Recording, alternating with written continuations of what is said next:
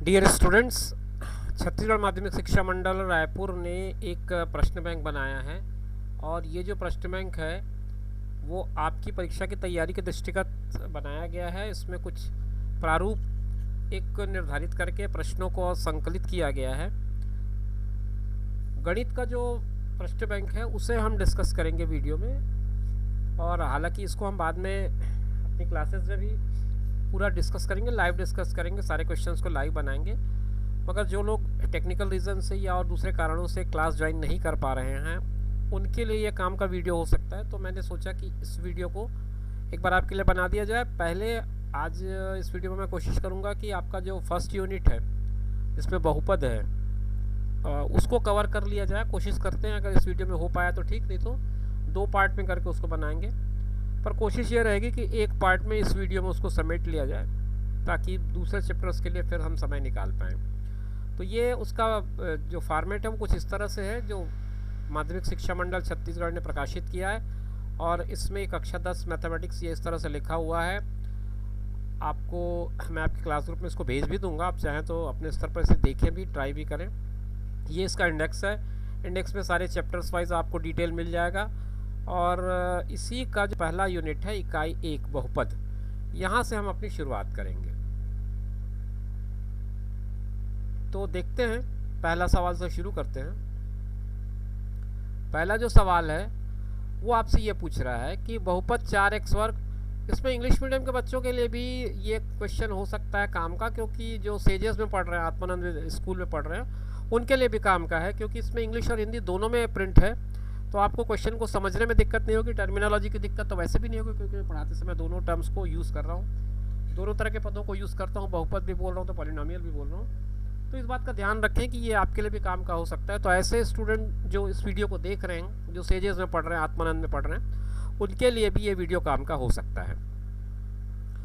तो एक बहुपद है, एक पॉलिनोमियल है, 4x वर्ग धन 4 वर्गमूल 3x धन 3, 4x square plus 4 root 3x plus 3। इसके शून्यकों का मतलब इसके ज़ीरोस का आपको योगफल यानी कि सम फाइंड आउट करना है। तो जिन लोगों ने क्लासेस अटेंड की है उनको ये पता है कि हम इसके लिए क्या करते हैं, ax square plus bx plus c is equal to 0। ये जो स्टैंडर्ड फॉर्म होता है पॉलिनोमियल के लिए, अगर 0 नहीं भी लिखे तो ये स्टैंडर्ड फॉर्म होता है पॉलिनोमियल का। तो इससे हम इक्वेट करते हैं, इससे हम तुलना करते हैं। तो x वर्ग का जो गुणांक है वो होता है a, तो यहाँ पर a की वैल्यू 4 है, b की वैल्यू 4 वर्गमूल 3 है जो कि x का गुणांक होता है, और जो कांस्टेंट टर्म है वो होता है c, जिसको हम 3 कहेंगे यहाँ पर। अब शून्यकों का योगफल, तो योगफल और गुणनफल के लिए सूत्र है हमारे पास। तो योगफल के लिए सूत्र है माइनस बी अपान ए। आपका b है c हमने 3 लिया है, a 4 है, b, हाँ, तो माइनस b आएगा माइनस 4 रूट 3 और a आएगा आपका 4। आप कैंसिल करेंगे तो ये दोनों कैंसिल हो जाएंगे और आंसर आ जाएगा आपका माइनस रूट 3। आप देखिए इसमें ऑप्शन बी में है, ऑप्शन बी आप चाहे टिक कर लें, ऑप्शन बी आपके इस क्वेश्चन का करेक्ट आंसर होगा। दूसरे सवाल में आते हैं। दूसरा सवाल है बहुपद x वर्ग धन x ऋण 12 के शून्यकों का गुणनफल है। तो इसमें product of zeros of the polynomial x square plus x minus 12 है। इसमें भी आप पहले ए बी सी देख लें। ए क्या है, ए 1 है, बी 1 है और सी माइनस 12 है। गुणनफल यानी कि प्रोडक्ट का जो फार्मूला है वो होता है सी अपान ए। सी आपका माइनस 12 है, ये 1 है, तो माइनस 12 माइनस 12 आपका करेक्ट आंसर होगा। माइनस 12 पे आप टिक लगा सकते हैं। इसमें ज़्यादा सोचने की ज़रूरत नहीं है, क्योंकि ए की वैल्यू 1 है, कहीं कोई इसमें टेबल या कैंसिलेशन का प्रॉब्लम नहीं आएगा आपको। Next question, question number 3। ये जो MCQs हैं हम अभी उसको डिस्कस कर रहे हैं, उसके बाद लघु उत्तरीय है, फिर दीर्घ उत्तरीय है, ये सारे प्रश्न एक एक करके डिस्कस करेंगे। अभी है क्वेश्चन नंबर 3। वो कहता है यदि f(x) का भाजक x माइनस 2 हो तो शेषफल होगा f2। जो चिन्ह होगा उसका उल्टा आप लेंगे, वही आपका आंसर हो जाएगा। डिविजर जो होगा, divisor of x is x minus 2, then remainder will be f2। Question number 4। Question number 4 जो है इसमें x वर्ग ऋण 9 के शून्य कौन कौन से होंगे ये पूछ रहा है। तो अगर मैं इसको तोड़ दूं एक्स स्क्वायर माइनस 9 को, तो ये हो जाएगा एक्स स्क्वायर माइनस 3 स्क्वायर, यानी कि x माइनस 3 एक्स प्लस 3। तो इसके जो शून्यक होंगे वो ये दोनों होंगे, -3 है तो वो +3 कहलाएगा, और +3 है वो -3 कहलाएगा। तो 3 -3 ये आपका आंसर होगा। तो 3 3 वाला नहीं हो सकता, -3 -3 नहीं हो सकता, -3 3 आपका करेक्ट आंसर होगा, इसके होने के तो चांसेस ही नहीं है। तो ये क्वेश्चन नंबर 4 हो गया आपका, जिसमें आपने देखा है उसका आंसर क्या बन रहा है। क्वेश्चन नंबर 5 में आगे बढ़ते हैं।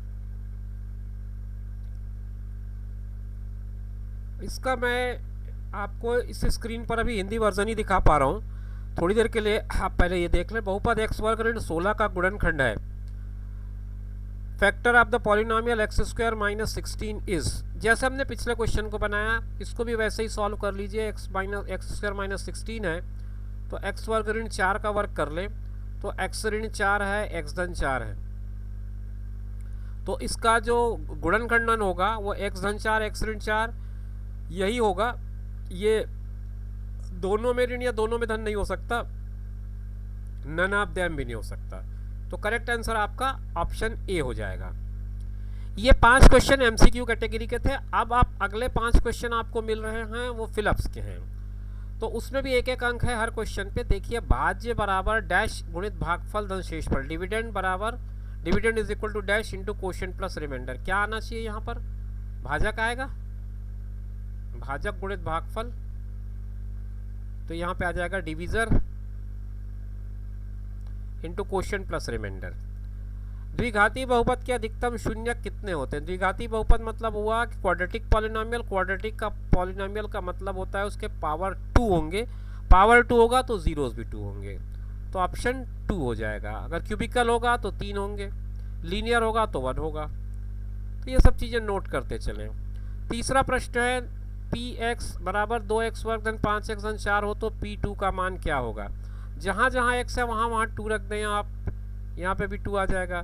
तो 2 दूनी 4, 4 दूनी 8 यहाँ हो गया, 5 दूनी 10 यहाँ हो गया, 4 यहाँ हो गया, 8 10 18, 18 और 4 22, 10 8 हाँ 22, 22 आपकी वैल्यू हो जाएगी इसकी।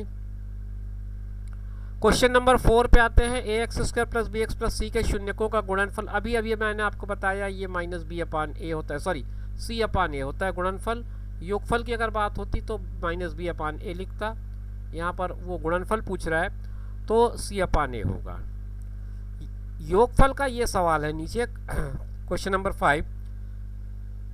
बहुपद x वर्ग धन 11x धन 90 के शून्यकों का योगफल क्या होगा? a इसमें 1 है, b 11 है और c आपका 30 है। योगफल का -b/a होता है, तो -11/1, तो -11 आपका आंसर हो जाएगा। अगला जो खंड है 1 मार्क के 3 ट्रू फॉल्स क्वेश्चन है। जब शेषफल 0 हो तब भाजक भाज्य का गुणनखंड होता है। When reminder is 0 the divisor is a factor of dividend. Yes correct. जब आपका जो शेषफल है वो 0 आ रहा है, इसका मतलब आपके भाजक से भाज्य पूरी तरह से विभाजित हो रहा है। पूरी तरह से विभाजित तभी होता है जब वो उसका गुणनखंड हो। तो इसका मतलब ये कथन जो है हमारा ट्रू है, सत्य है, आप इसको सत्य लिख सकते हैं। सेकंड है भाज्य बराबर भाजक गुणित शेषफल धन भागफल, ये गलत है। ये यहाँ आएगा भाजक गुणित भागफल और शेषफल यहाँ आएगा, तो इस लिहाज से ये क्वेश्चन ये जो है फॉल्स है। शेषफल की घात भाज्य से कम किंतु भागफल से अधिक होती है। शेषफल की घात भाज्य से कम किंतु भागफल से अधिक होती। शेषफल की घात से इनका क्या कोई संबंध मुझे नहीं लग रहा है कि ऐसा कुछ होगा, तो ये हर जगह लागू नहीं हो पा रहा है, तो फॉल्स की कैटेगरी में डालेंगे इसको। इसके बाद शुरू होता है अति लघुत्तरी प्रश्न, और ये है 2 अंकों का।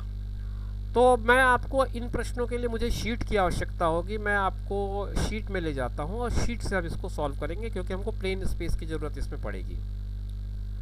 तो अब अति लघुत्तरी श्रेणी का हम लेते हैं प्रश्न क्रमांक 1। जांच कीजिए कि क्या gx px का एक गुणनखंड है या नहीं।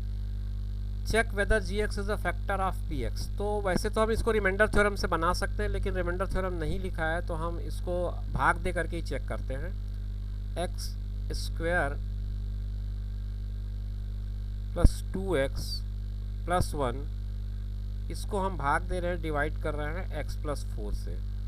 तो यहाँ x² है, यहाँ x है, मतलब x से जाएगा x बार, तो x² और 4x हो गया ये। जिन लोगों ने मेरा पिछला वीडियो देखा है उनको अब दिक्कत नहीं होनी चाहिए भाग देते समय। तो ये एक्स वर्ग कैंसिल हो जाएगा और ये घटेगा, तो 2 में से 4 गया तो -2 आएगा, -2x + 1 आया। फिर -2x है, यहाँ x है तो -2 टाइम्स जाएगा, तो ये हो जाएगा -2x और -8। तो अब इसको जब हम घटाएंगे तो इसका चिन्ह बदल जाएगा, ये धन और ये धन हो जाएगा, ये कैंसिल हो जाएगा, 8 1 9 आ गया। तो इसमें आपको रिमाइंडर आ रहा है, मतलब शेषफल 9 आ रहा है। तो शेषफल 9 आने का मतलब इसका गुणनखंड नहीं है, तो आपका आंसर आ जाएगा नहीं।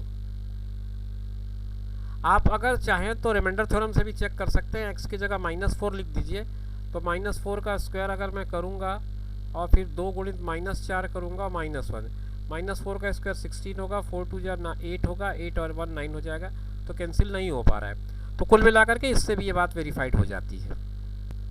ये हमने कर लिया पहला सवाल। दूसरा सवाल है, यदि भाजक 3x - 1 भागफल 2x - 1 शेषफल 4 हो तब भाज्य ज्ञात कीजिए। If divisor is 3x + 1, quotient is 2x - 1, remainder is 4, then find dividend.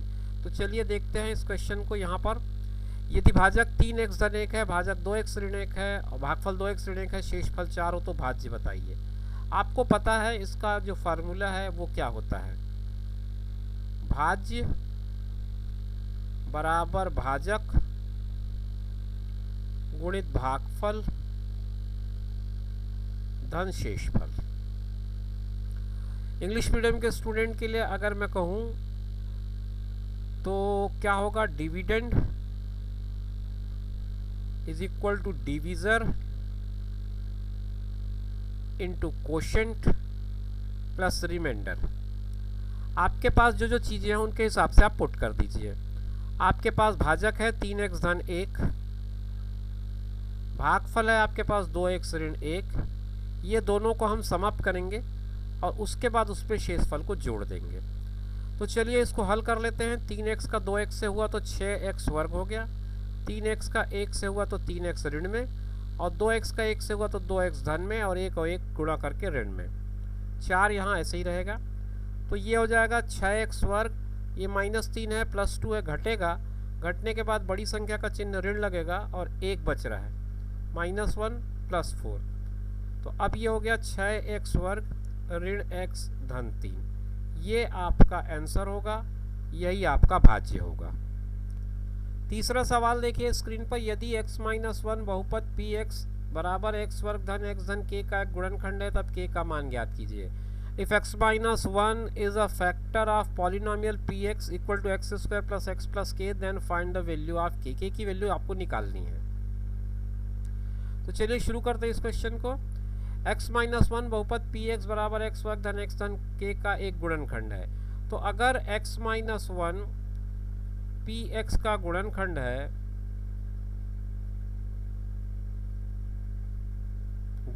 है, तो हमको लेना पड़ेगा x को 1 के बराबर, तभी ये संभव होगा, क्योंकि x - 1 तभी गुणनखंड हो सकता है। तो मैं पहले px लिख दूं, px है मेरे पास x square plus x plus k, और अगर ये p1 होता है तो ये x square plus x plus k जो है वो 0 के इक्वल होगा, क्योंकि आपके पास कोई शेषफल नहीं बचना चाहिए। तो मैंने रख दिया 1 का वर्ग 1 और धन k बराबर 0, तो ये हो जाएगा 2 धन k बराबर 0, यानी कि k बराबर -2। ये आपका आंसर आ गया। k की वैल्यू -2 आती है, आप आराम से इसको देख करके समझ सकते हैं। अगला सवाल है, सिद्ध कीजिए कि 2x वर्ग धन 4y वर्ग धन 3y धन 1 को y से भाग करने पर शेषफल 0 है। शेषफल विधि का प्रयोग करके prove that on dividing 2x square plus 4y square plus 3y plus 1 by y plus 1 the remainder is 0। ये मेरा अनुमान है कि ये x वर्ग नहीं होना चाहिए। 2 बार 2x वर्ग और 4y वर्ग और 3y धन 1, ये ऐसा कैसा संभव है? एक ही वेरिएबल इसमें यूज़ होना चाहिए था। ये घात 3 होता, संभवतः ये घात 3 होता, फिर ये घात 2, फिर ये घात 1 और फिर 1, और ये y होता। मेरा ऐसा अनुमान है। मैं इसी अनुमान के आधार पर इस सवाल को बनाने का प्रयास करूँगा। अगर देखते हैं इससे ये सवाल हल हो पाता या नहीं हो पाता। तो हमने क्वेश्चन को सुधार दिया है, हमने इसको घात 3 कर दिया है। 2y की घात 3, 4y वर्ग और 3y धन 1, इसको हमने पी वाई मान लिया है। और चूंकि y प्लस 1 इसका एक वो है गुणनखंड है, हम मान रहे हैं, तो उस हिसाब से हम y को -1 लेंगे। तो p -1 की वैल्यू 0 होनी चाहिए। p -1 हो जाएगा 2 इंटू -1 का क्यूब प्लस 4 -1 का स्क्वायर प्लस 3 -1 प्लस 1।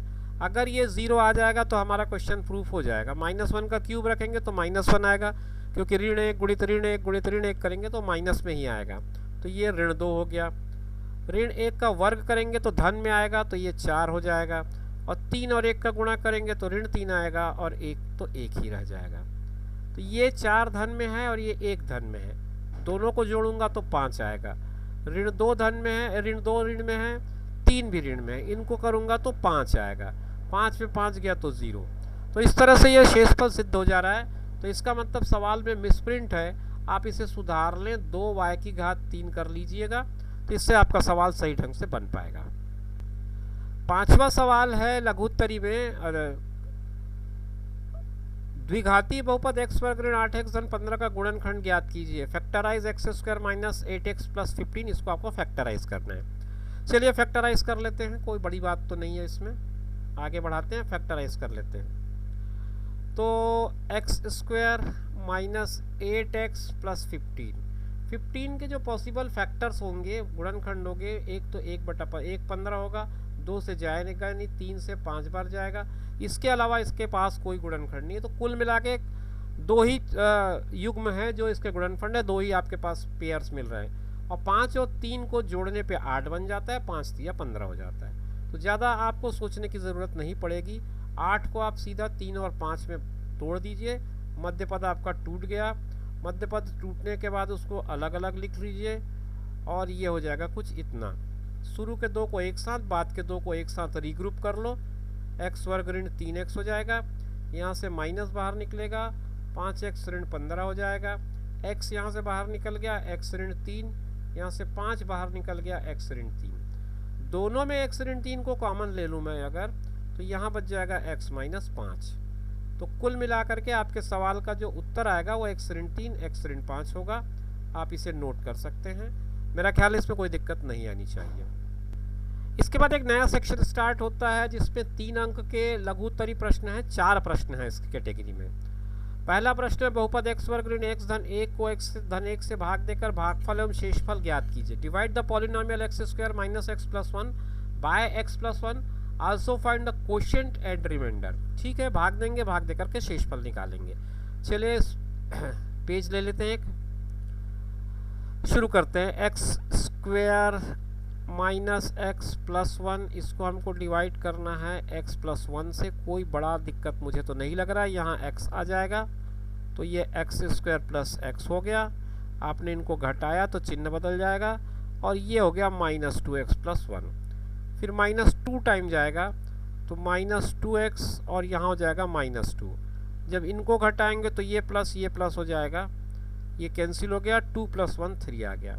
तो आपसे भागफल और शेषफल पूछा था, तो आपका जो भागफल है जिसे हम अंग्रेज़ी में क्वोशिएंट कहेंगे, QUOTIENT, क्वोशिएंट आ रहा है आपका x माइनस 2।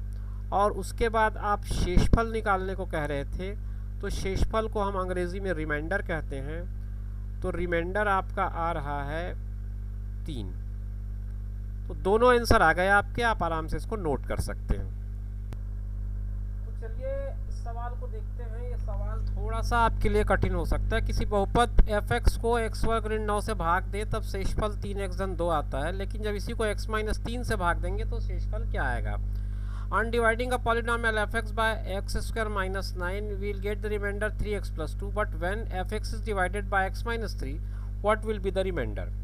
तो चलिए हम रिमाइंडर थ्योरम के हिसाब से ही चलते हैं कि मान लो हमारे पास कोई फंक्शन है fx, उसको हम x स्क्वायर माइनस 9 से डिवाइड कर रहे हैं, तो हमारे पास जो रिमाइंडर आ रहा है वो रिमाइंडर है 3x प्लस 2। ये दिया हुआ है हमको। अब इसको हम थोड़ा सा सॉल्व कर लें आगे, तो कुछ इस तरह से बन जाएगा ये कि fx बराबर x वर्ग ऋण 9 ये जो भी यहाँ पर हमारा क्वोशिएंट आएगा उसके साथ गुणा करेगा और ये 3x+2 उसका रिमाइंडर रहेगा। ये इस तरह से बात बन गई। अब इसी को हमको डिवाइड करना है x-3 से, तो fx को ऊपर रख के हम x-3 से डिवाइड कर देते हैं। तो ये x² - 9 इंटू k अपान x-3 हो जाएगा और यहाँ पर आ जाएगा 3x+2 अपान x-3। कुछ इस तरह से बात बनेगी आगे। अब आगे चलेंगे तो ये जो टर्म है x² - 9 इसको हम स्प्लिट कर देते हैं दो पार्ट में। फार्मूला लग जाएगा x वर्ग ऋण 3 वर्ग वाला और यहाँ पे k आएगा x ऋण 3 ऐसे ही रहेगा, यहाँ पर तो कोई चेंज नहीं आ रहा है। यहाँ मैं ले लेता हूँ आगे, तो ये हो जाएगा x ऋण 3 x धन 3 बटा x ऋण 3 k और ये रहेगा 3x धन 2 बटा x ऋण 3। ये पार्ट कट गया। अब ये आ गया x धन 3 k धन 3x धन 2 बटा x ऋण 3। अब आपको करना क्या है, यहाँ थोड़ा सा ध्यान देना। ये मैं x धन 3 k को तो एज इट इज़ लिख रहा हूँ, ये 3x को भी लिख रहा हूँ, इसको 11 को मैं तोड़ रहा हूँ। कैसे तोड़ें हम इसको, 2 को तोड़ दें 11 ऋण 9 और उसके बाद इसको फिर से रीअरेंज करूँगा मैं। इसी को थोड़ा सा ध्यान से देखते रहिए। x धन 3 k है और ये हो गया 3x ऋण 9 धन 11 बटा x ऋण 3। ये क्यों कर रहे हैं ये समझते जाइए आप। x धन 3 k धन, इनमें से 3 कॉमन निकाल दिया मैंने, तो ये बच गया x ऋण 3 यहाँ भी और 11 बटा x ऋण 3। तो ये x ऋण 3 11 वो हो गया। अब यहाँ खाली 3 बच गया, तो x धन 3 k धन 3 धन 11। तो ये जो 11 है ये आपका रिमाइंडर बन जाएगा। तो कुल मिलाकर के आपका जो आंसर आएगा उसका जो सही आंसर होगा वो होगा 11। तो जो 11 बचेगा x-3 के साथ वो आपका उत्तर होगा। तीसरा सवाल है, इसमें द्विघाती बहुपद 2x वर्ग ऋण 7x ऋण 9 के शून्यकों का योगफल व गुणनफल ज्ञात कीजिए। तो ये कोई बड़ा सवाल तो इसमें मुझे नहीं लग रहा है, ये यहीं इसी शीट पे भी बन सकता है। हालांकि हमने शीट लिया तो हम शीट पे ही चलते हैं। 2x वर्ग ऋण 7x ऋण 9 के शून्यकों का योगफल व गुणनफल ज्ञात कीजिए। तो पहले तो आप इसमें देख लीजिए, a 2 है, b ऋण 7 है और c -9 है। आपको योगफल निकालना है, मतलब सम निकालना है। -b अपान a होगा, -7/2 होगा, मतलब 7/2। गुणनफल c अपान a होता है, तो c आपका -9 है, ये 2 है, तो आंसर इसका -9/2 ही होगा। इसके अलावा इसमें और कुछ नहीं कर सकते। तो ये सवाल इस तरह से आपका बन जाएगा बड़े आराम से, कोई इस पे ज़्यादा दिक्कत नहीं है। फाइनली अब हम इस क्वेश्चन बैंक के लास्ट क्वेश्चन में पहुंच गए हैं। a का मान ज्ञात कीजिए जबकि x-1 बहुपद ax वर्ग ऋण 5x धन 3 का गुणनखंड है। मतलब x-1 इस बहुपद का गुणनखंड है, आपको उसका a का मान निकालना है जो कि अननोन है। Find the value of a where x-1 is a factor of polynomial ax² - 5x + 3। चलिए इसको बनाते हैं और इसी के साथ ये वीडियो ख़त्म हो जाएगा। तो आपका जो प्रश्न बैंक है उसका एक चैप्टर हमने पूरा कर लिया है इस वीडियो में। a का मान ज्ञात करना है। हमारे पास जो बहुपद है वो है ax² - 5x + 3 और इसको हमको चेक करना है x-1 के लिए। तो अगर x-1 एक गुणनखंड है तो हमको f1 को लेना पड़ेगा जो 0 होगा। तो f1 हमारा हो जा रहा है 1² - 5 × 1 + 3 that will be equal to 0। तो ये तो a ही रहेगा, 5 5 रहेगा, ऋण के साथ ऋण 5 × 1 और ये 3 रहेगा बराबर 0। तो कुल मिलाकर के a - 2 = 0 आया, तो a की वैल्यू 2 आई। आपका आंसर आ जाएगा 2। आप चाहें तो इसको चेक कर सकते हैं, a की जगह मैं मान लो 2 रखता हूँ तो 2 x square minus 5x plus 3, ये आएगा इसका गुणनखंड। आप x माइनस 1 इसका गुणनखंड है या नहीं ये चेक करना है आपको, तो आप चेक कर सकते हैं x माइनस 1 इसका गुणनखंड है कि नहीं। x की जगह 1 रख दिया तो ये हो जाएगा 2 ऋण 5 धन 3, 3 और 2 5, 5 माइनस 5 0, ये चेक भी हो गया। तो ये आपके ऊपर है, आपको अगर लगता है क्वेश्चन में कोई आंसर आया वो डाउटफुल है तो आप उसको वापस क्रॉस चेक कर सकते हैं। तो डियर चिल्ड्रन, ये मैंने आपके लिए ट्राई किया पूरा प्रश्न बैंक का एक चैप्टर, एक यूनिट कवर करने का इस वीडियो में। लगभग ये आधे घंटे का वीडियो बन गया, थोड़ा बड़ा वीडियो है, अपलोड में भी बहुत टाइम लेगा। तो जो भी हो, खैर मैं इसको अपने लेवल पे अपलोड कर देता हूँ। आप समय निकाल के इसको पूरा देखिए, तब आपको पूरा क्वेश्चन समझ में आएगा, पूरा यूनिट समझ में आएगा। हालांकि ये पूरा का पूरा चैप्टर हम जब यूनिट पूरा हो गया है हमारा तो कोशिश करेंगे कि इसको एक बार डिस्कस कर लें आप लोगों के साथ।